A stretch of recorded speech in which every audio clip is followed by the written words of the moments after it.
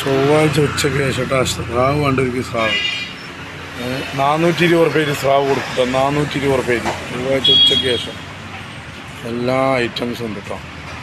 അമൂറ് വേണ്ടവർക്ക് അമൂറ്, ഏതാ വേണ്ട എല്ലാ ഐറ്റവും ഉണ്ട്. എടാ ഹോട്ടലിലേക്ക് കൊണ്ടുവന്ന അമൂറുണ്ടല്ലോടാ ചെറുത് അലി അവിടെ.